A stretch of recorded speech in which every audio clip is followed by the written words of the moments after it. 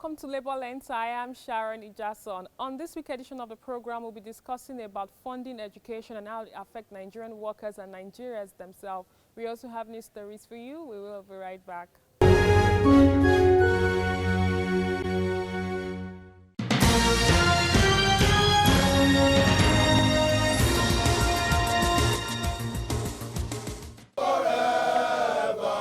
Workers in the maritime sector complied with the two-day warning strike called by the Nigerian Labour Congress (NLC) for Tuesday 5th and Wednesday 6th of September 2023.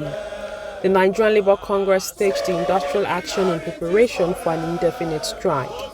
Deputy President of the Maritime Workers Union of Nigeria, Tonye Ari, who addressed other workers, lamented poor wage paid to Nigerians.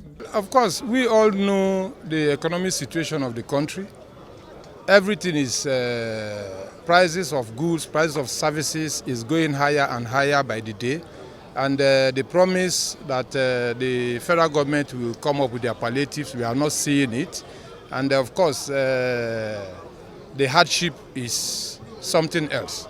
So I do not think that they will see it otherwise. But definitely, it's the same pain that we have, it's the same pain that they have too. You know, when there is hunger, there is anger. After a National Executive Council meeting on the 31st of August, NLC announced the warning strike following inability of government to meet demands of workers. Some of the grievances of the workers are the federal government's refusal to reach agreement with organized labor on the critical issues of the consequence of the hike in the price of petrol, onslaught against trade unions and their leadership by the state and its agents across Nigeria. Others are the invitation of police to the national headquarters of NURTW, as well as the violation of the rights of workers to join unions in some organizations in the aviation sector. It should be noted that the Trade Union Congress of Nigeria (TUC) met with the Minister of Labour and Employment Simon Lalong on the matter. It has become pertinent to appeal to the leadership of the Nigerian Labour Congress (NLC) to suspend its intended 2 days warning strike, as such action would be detrimental to the gains already been recorded on our course to securing a greater future for Nigerian workers and citizens at large. Workers across the country are hopeful that the federal government will accelerate the process of wage increase. The Nigerian Labour Congress last week declared a 2-day warning strike over current hardships caused by the removal of fuel subsidy. In compliance to the directive, the ever-busy Federal Secretariat in the heart of the nation's capital is devoid of this usual rush of workers. But some civil servants were still at their desks carrying out their official duties. Abraham Hussein is one of the civil servants who came to work despite the ongoing strike. You know, the way you are expecting. We are expecting that at least everybody should be at home. So we will just come, we'll see people around. Work is going on. Anybody that says work is not going on is lying. Are Hassan, a legal practitioner, describes the action of the NLC as unfortunate, especially at a time where the country is dealing with several challenges. He believes the action will further cripple the country's economy and calls for a rethink by NLC. The NLC, at this critical point in time, will lose sleep over issue of palliatives, where we know the economic doldrum and the problems that are headed are there. The calling for this strike is ill-timed, ill-motivated and political. The Minister of Labour had called for a meeting to resolve issues raised by the union, but while the Trade Union Congress attended the meeting, NLC chose to shun it and directed affiliate unions to join the strike. The Non-Academic Staff Union of Educational and Associated Institutions has held its quadrennial trade group delegates conference and election of colleges of education. Hosted at the Federal College of Education, Technical Akoka, the conference aimed to tackle critical national issues and select new representatives who would steer the association towards progress. Members of the association were made to understand the importance of electing credible and efficient leaders who can truly make a difference. I'm standing here, you are saying, oh, President, there's nothing President or GS can do if we don't have a vibrant branch, if we don't have vibrant state council, if we don't have vibrant trade group council. So we all count on you to work together. And NASU is not restricted to junior staff. I have been a senior staff long before now, and I am in NASU, and I'm going to retire in NASU. To remain committed to the tradition of our union by not seeing the process as do or die. We should continue in our peaceful mode of evolving through the process by concession as laid down by our leaders. The incoming officers, many of whom were elected unopposed as NEC members, took their oath of office and reaffirmed their commitment towards ensuring the welfare of workers is prioritized. As for me and the other executives here, we shall try our best to make sure that our trade group continue to work stronger and stronger. It is going to be a collective administration, and we thank God that we have our fathers around, the president and our general secretary, who will continue to lead and guide us. And we pray that God will be with us, and this union will never fail, and it will not fall during our tenure. During the conference, educationists addressed the state of education in the country.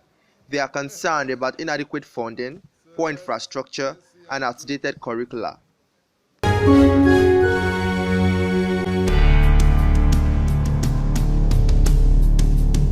Saying that they are going to deny me. Nigerian students, this is another challenge. We cannot afford to quit. Another challenge, you double challenge you. At this emergency press briefing in Lagos by the National Association of Nigerian Students, NAS, some students expressed worry over hiking fees by the management of Unilag. We can talk about maybe 10 or 15%. And most of the 10 or 15%, they are children, not the normal students. So on the school fees increment, like the instrumental payments that you asked about, We made use of the first C of valuta, which is consultation. We've made use of the second C of valuta, which is consolidation. We are ready to make use of the third one now, which is confrontation. After 48 hours, if they refuse to listen to us, we are ready to go to the school. We are ready to shut down the school. That is our plan for now. Other students at the briefing want reconstitution of the Students' Union Government, SUG. Whatever they've done yesterday is actually a booster to what we're about to get moving forward. The arrest, intimidation, harassment, and all these things are not going to stop the Nigerian students. And in this particular case, students from the University of Lagos for fighting for their rights. Unilag, if you want to increase, tell us why you want to increase, what percentage, and we will tell you this is what we want you to do. So you can't just tell us you are increasing by over 600% and you want it to be so. That is what we are saying. That fees must fall. In a statement, the management of Unilag itemized measures taken to mitigate challenges facing students, parents, and guardians over the review of the university's obligatory fees. The measures are payment of fees by installment, revitalization of work-study program, scholarship opportunities and assistance for indigent students. Others include an Akokite and Pay for Mentors project, as well as partnership with Lagos Bus Rapid Transport System. But the students insist on reversal of hike in school fees and an end to commercialization of education. Education is hope there will be a roundtable discussion to ensure smooth resumption of new academic session.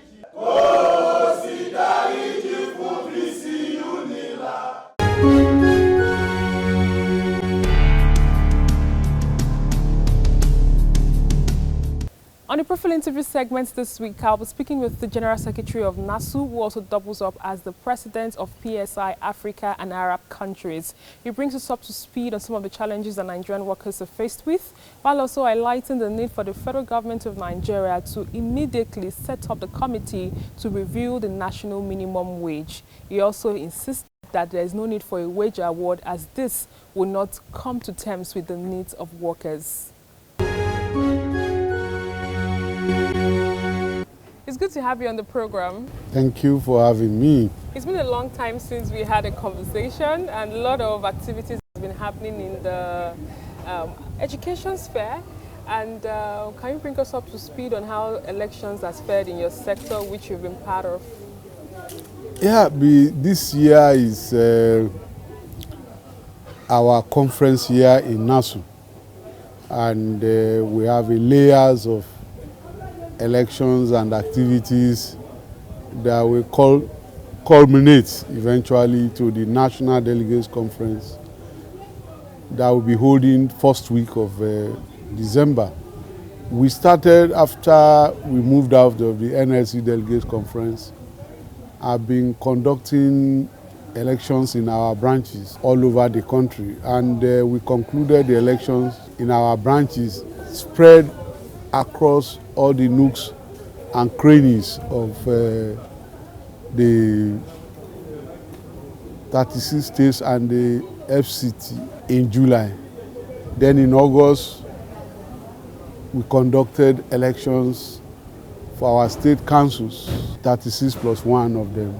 From 30th of August, we started the conferences of our trade groups.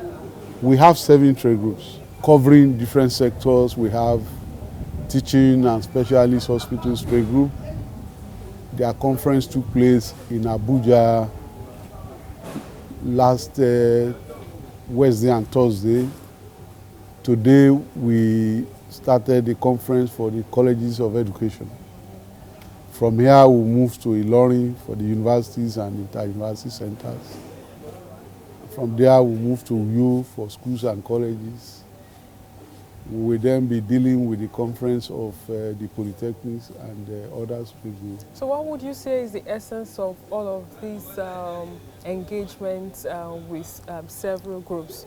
How does this improve the activities, the union activities? You see, every 4 years there must be a renewal of mandate.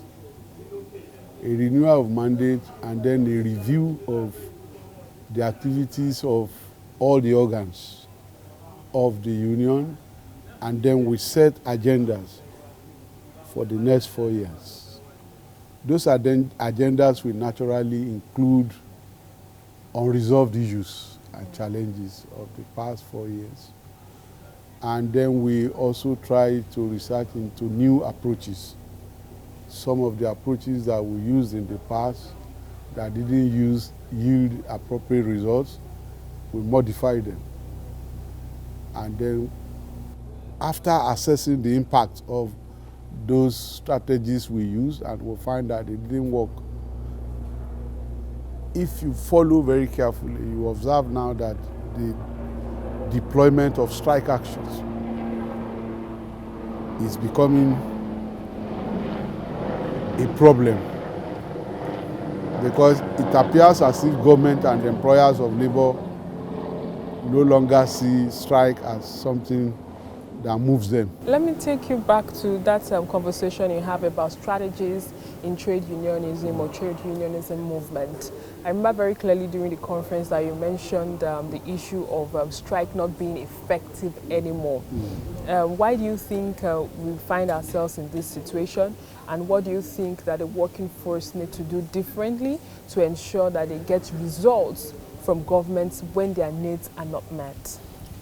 I think the issue actually has to do with the fact that when you have those in government that believes that they can wear you out when you go on strike, it's also a new approach by employers to say when they get tired, they will go back to work. And that's why they have also deployed the instrumentality of no work, no pay.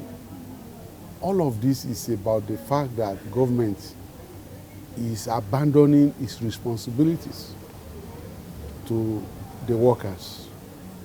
They are more concerned about the perquisite of office. They are no longer interested.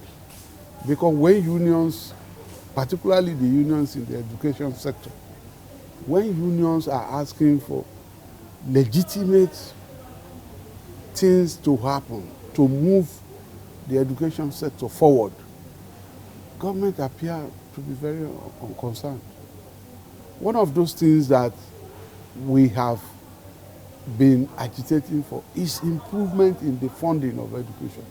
The more we talk about improving the funding, the quantum of the money you allocate to education yearly, the more we talk about it, the more these government people talk about private sector involvement in education. And that for us is abandoning their responsibility. Because education is a social service. And if you then privatize it, you take education away from the rich of the poor.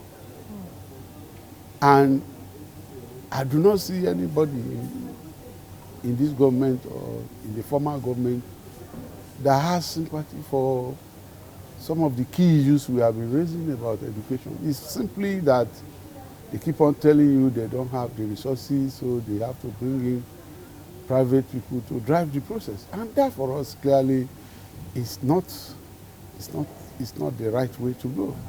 So when you have a situation where the employers of labor and government know that what the workers are asking for is legitimate, but they made up their mind that they are not going to respond positively to such demands, then the union is completely at a crossroad.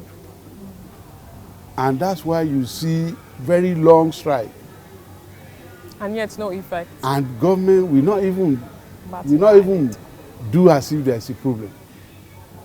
So this non-challenge is beginning to also affect the system. If you go to majority of our institutions now, either owned by state or the federal, majority of them are dead in infrastructure.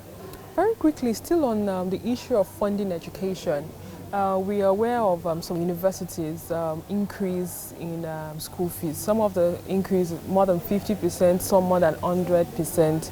We have a public institution that is charging students about 400,000 naira just for hostel fee.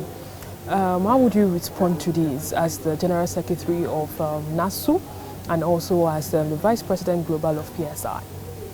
Clearly, it's a misplaced priority of government. You can't charge students. Students are not, they don't drop from heaven. Students are products of families. They have parents. And where the lives of those parents have not been improved or formed by whatever government rolls out, either as economic incentives, salaries, welfare packages, and you suddenly start increasing fees, tuition, accommodation. And the most annoying thing about this is that accommodations most time these are provided for by TET fund. And TET fund money is public money. And then you didn't take loan from anywhere to build these hostels. And then you come and because you are looking for money, you come and charge students, you increase what you charge them by almost 200, 300%. I think it's exploitation. Government itself is becoming an exploiter. And clearly it's unacceptable. And that is why you see protests here and there in our universities and other tertiary institutions. I think we have to prevail on this government to look backward and make sure that you can't increase fees of students when the parents are languishing in poverty. Except you are saying that these parents have to, they just have, you don't want them to resist again. Because I cannot see how a man who earns less than 100,000, you ask the student or his son or his daughter to go and pay 40,000, 50,000, 100,000, 200,000 for accommodation alone in the university. The question is, how much are the parents earning? And you see a lot of vices going on in the university system. You see some students even living larger than life itself. As a parent, what kind of signal would you say this is actually bringing forth? Yeah, but you know, the institution itself is a part of the larger society. And you can therefore not completely eliminate some of these vices in these small institutions. Because you will also always have, even within those institutions, where you say you have a preponderance of children coming from relatively poor homes, you will also have the children of those who have made money legitimately or illegitimately. And those children will have to flaunt their parents' wealth. It's everywhere. And though it doesn't send a good signal, or probably you can't use that as a basic indices for shutting up the fee or whatever you charge, because you also have to work on what is the percentage of these students compared to the bigger chunk that are struggling. Don't forget also that some of these students are struggling to even sponsor themselves, pay their own fees, and even look after themselves. So when you drive what to charge out of the reach of some of, then they go into other criminal activities. They cannot, because they have to make sure that they make both ends meet. So I don't know whether government doesn't have another very But if the federal government sent a press release about a month ago stating that public institutions remains, public tertiary institution remains tuition free. And from the observation of things, is the management of the university system that is taking it upon themselves to make these structural adjustments in terms of fee price. What will be your message? Because right now it's like as if there's not, even though it's a federal government-owned institution that is faced with this challenge, there's no synergy. The management of most institutions are acting independently.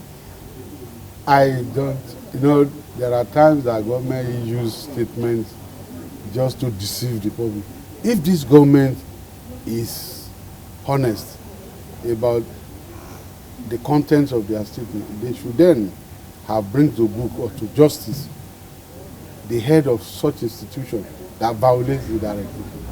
So I think it's a sort of, it's just a tricky thing, government playing politics. But you as an institution not to charge the students, they still free. But you are not giving them funds to run the place.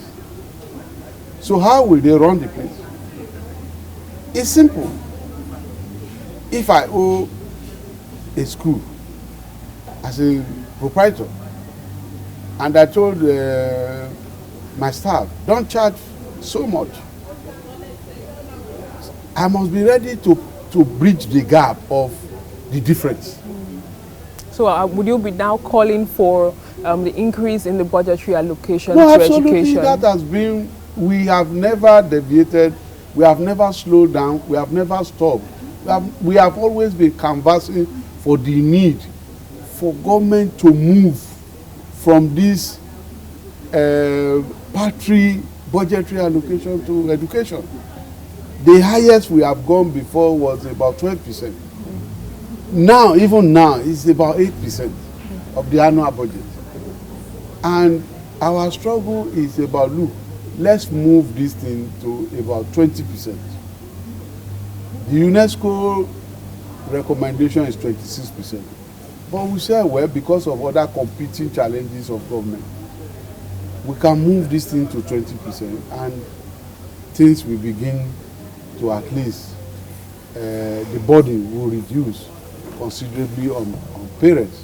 When government is not funding sufficiently or adequately because of the political problem, when they are doing campaign, they have promised free education, they promise all of this just to get votes. And the moment they get the votes and get to office, they begin to do something different. So I think it's really a problem. All right, very quickly, there's this issue of some state government not paying workers' salary. How would you respond to this development? What do you think needs to be done? And can you state some of the states that fall into this bracket? Now, it has been a recurring problem. State governments are not ready to pay salaries, or in some cases, they pay what we refer to as amputated salaries. They don't pay in full. And of course, what they say is that they don't have resources, enough resources to pay salaries. But salary must be in the first line charge. You have to pay. I think it's a little bit nonsensical when they say they use all the money they collect or they are able to generate on payment of salaries. Payment of salaries is key. So moving forward, in general terms, what will be your expectation from this government towards ensuring that we have a robust working force, which will in turn imply that we'll have a robust economy? First is that let them review salaries of workers. Not wage award? No. I'm opposed to wage award. It's going to be another way of shortchanging workers. Salary review will take into consideration the cost of living, which means that at the end of the day, when they put how much we were paying for a liter of PMS before the Tinubu administration, how much we were paying for transport from one place to the other before the Tinubu pronouncement on removal of subsidy, how much we were paying for a bag of rice, how much are we paying for 2 tubers of yam, how much are we paying for garri, how much are we paying for electricity. All of those must be put in context. Not salary award. That government, naturally salary award will be basically based on what government refers to affordability. Thank you very much for your time. It's always, I would not say interesting, but it's always a knowledgeable time with you. Thank you for your time. Thanks for having me. And that's all we can take on today's edition of the program. Join us next week for a fresh edition of the show. I am Sharon Ijason. Thanks for watching, and remember that labor creates wealth.